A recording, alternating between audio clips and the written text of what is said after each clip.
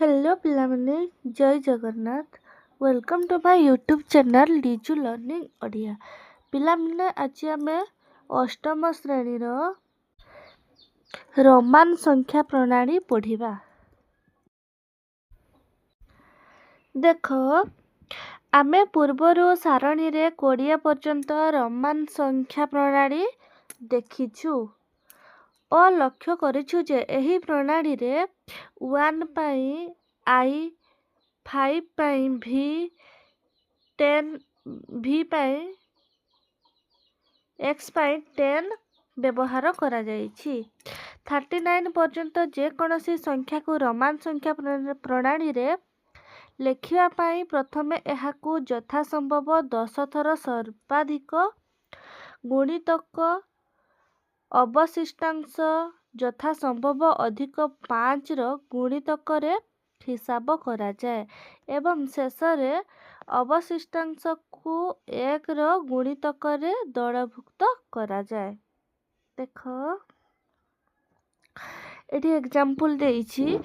ଆମେ 27 ସଂଖ୍ୟାଟିକୁ ନେବା। 27ଟାକୁ କେମିତି ଭାଙ୍ଗିବା ନା 10 10 କଲେ କେତେ ହେଉଛି 20, 5 25, 1ରେ କେତେ ଆସିବ 26 27। ତାକୁ ଆମେ କେମିତି ଲେଖିପାରିବା 10ଟାକୁ କ'ଣ x x ହେଲା, 5ଟାକୁ କ'ଣ v, 1ଟାକୁ କ'ଣ i, x x v i i। ବୁଝିହେଲା? ତ ଦେଖ ଏଠି ଦେଇଛି ରୋମାନ ସଂଖ୍ୟାର ଭ୍ୟାଲୁ ଦେଇଛି। କେତେ ଦେଇଛି iଟାକୁ 1, vଟାକୁ 5, xଟାକୁ 10, lଟାକୁ 50, cଟାକୁ 100, dଟାକୁ 500, mଟାକୁ 1000। ବୁଝିହେଲା? ଏଟାକୁ ପିଲାମାନେ ତମେ ମନେ ରଖିବ। ତାପରେ ଦେଖ ଯେଉଁ ସଂଖ୍ୟା ପାଇଁ ରୋମାନ ପ୍ରଣାଳୀରେ ନୂଆ ସଂକେତ ଗୁଡ଼ିକ ବ୍ୟବହାର ହୋଇଛି ସେଗୁଡ଼ିକ ମାର୍ଗଦର୍ଶୀ ସଂଖ୍ୟା କୁହାଯାଏ। ସେଗୁଡ଼ିକୁ କ'ଣ କୁହାଯାଏ ନା ମାର୍ଗଦର୍ଶୀ ସଂଖ୍ୟା କୁହାଯାଏ। ଏଠାରେ କେତେକ ମାର୍ଗଦର୍ଶୀର ସଂଖ୍ୟା ଦିଆଯାଇଛି। ଏହି ସଂକେତ ଗୁଡ଼ିକ ଅନ୍ୟ ସଂଖ୍ୟା ଗୁଡ଼ିକୁ ସୂଚାଇବା ପାଇଁ ମଧ୍ୟ ବ୍ୟବହୃତ ହୋଇପାରନ୍ତି। ଉଦାହରଣ ସ୍ୱରୂପ ଦେଖ କେତେ ଦେଇଛି 2 3 6 7 ସଂଖ୍ୟାଟିକୁ ବିଚାର କରିବା। ଏହାକୁ 1000ରୁ ଆରମ୍ଭ କରି ସଂଖ୍ୟାମାନଙ୍କର ଯୋଗଫଳ ରୂପେ ଯେପରି ଯେତେ ସମ୍ଭବ 1000, 500 ଏବଂ ଅନ୍ୟାନ୍ୟ ସଂଖ୍ୟା ଗୁଡ଼ିକ ନେବା। ଆମେ ପାଇବା ଦେଖ ୟାକୁ ଭାଙ୍ଗିଲେ 2000ଟାକୁ କେତେ କେତେ ଭାଙ୍ଗିଲେ 1000 1000 2000 ହେଲା। 300ଟାକୁ 100 100 100 କଲେ 60 ଅଛି କି ନାହିଁ 50 ଆଉ 10 କରିବା ଆଉ 7 ଅଛି 5 ଆଉ 1 1। 1000ଟା କ'ଣ m। ଏଠି ଦେଖ ତମେ ଏଇ ଭ୍ୟାଲୁ ଗୁଡ଼ାକ ମନେ ରଖିବ। 1000ଟାରେ କ'ଣ ଅଛି m। ତ ଆମେ କ'ଣ ନେବା ଏଠି m। ବୁଝିହେଲା? ତାପରେ 100ଟା କ'ଣ c। 3ଟା 100 ଅଛି ତ 3ଟା c ହେବ। ଆଉ ଏଠି 50 ଗୋଟେ ଅଛି 50ଟା କ'ଣ l, 10ଟା x, 5ଟା v, 1ଟା i। ବୁଝି ହେଉଛି? ତାପରେ ଦେଖ ତାପରେ କ'ଣ କହିଛି ନା ନିଜେ କରି ଦେଖ। 1 ନମ୍ବର ଅଛି ଆମେ କରିବା। ଦେଖ ଦେଖ ଆଇରେ କ'ଣ କହିଛି ନା 1 2 2 2 ଦେଇଛି। ତ ୟାକୁ ଆମେ କ'ଣ କରିବା ଦେଖ ପ୍ରଥମେ କ'ଣ କରିବା କେତେଟା 1000 ହେବ ଗୋଟେ 1000। 100 କେତେଟି 200 ଅଛି କି ନାହିଁ ତ 100 କେତେଟି ହେବ 2ଟି। ତାପରେ କେତେ ଆସିଲା 20। 20ଟାକୁ ଆମେ କ'ଣ କରିବା ନା 10 ମିଶାଣ 10। 2ଟା ଅଛି କ'ଣ କରିବା ନା 1 ମିଶାଣ 1। ବୁଝି ହେଉଛି? ତ ଆମେ 1000ଟାକୁ କେତେ ଲେଖିବା m ଆଉ 100ଟାକୁ c। କେତୋଟି c ଅଛି 2ଟି। ତାପରେ 10ଟା କ'ଣ ହେବ ନା x। କେତୋଟି 10 ଅଛି 2ଟି। ତ ଆଉ ଗୋଟେ x ହେଲା ମିଶାଣ i ମିଶାଣ i। ବୁଝି ହେଉଛି? ଦେଖ ରୋମାନ ନମ୍ବର କେତେ ହେଲା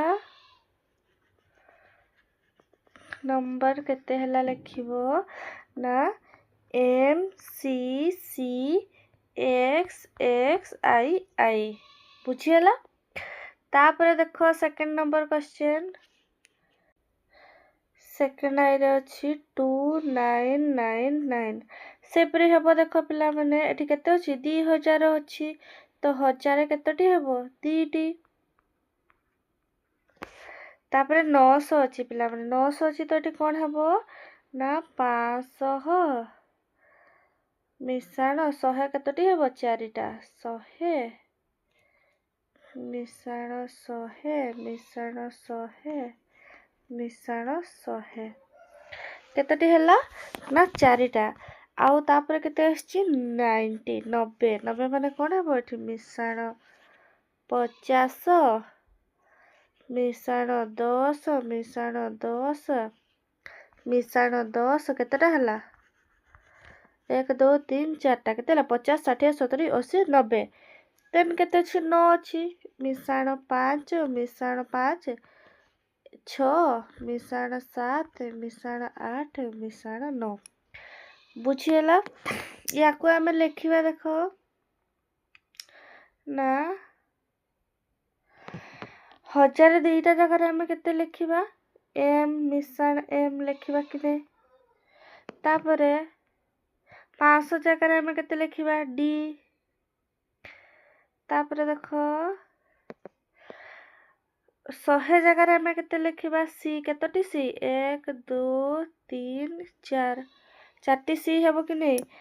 तापरे 50 जगह रे आमे केते लिखिबा एल 10 जगह रे लिखिबा एक्स केतोटी 4टी 1 2 3 4 4टी हैला। आई केतोटी हेबो 4टी 1 2 3 4 बुझीगला। आई देखो तो रोमान नंबर हमर केते हे जबो एठी को ना M M D C C C C L X X X X I I I I बुझी होची पिला माने केमती होची। थर्ड आई देखो केते अछि ना 302 ताको आमे कोन करिबा ना 100 मिसाण 100 मिसाण केते 100 मिसाण 1 मिसाण 1 तो ताको कोन लिखिबा एठी देखो 100 जगह रे सी मिसाण सी मिसाण सी 1 जगह रे आई मिसाण आई तो रोमान नंबर केते हे जबो सी सी सी आई आई बुझीगला। देखो पिला माने आईभी रे कोन अछि ना 715 अछि ताको आमे कोन करिबा 500 मिसाण केते 100 मिसाण केते हेबो रे 100 तापर केते हेबो 10 15 15 नुहरे 10 आउ केते हेबो 5 मिसी की केते हैला 15। देखो 500 टा कोन अछि डी 100 टा सी सी तापरे एक्स टा कोन अछि 10 5 टा होची भी केते हे जबो रोमान नंबर डी सी सी एक्स भी बुझीगला। पिला माने वीडियो टी भलो लागिले लाइक कमेंट शेयर सब्सक्राइब करि दबो।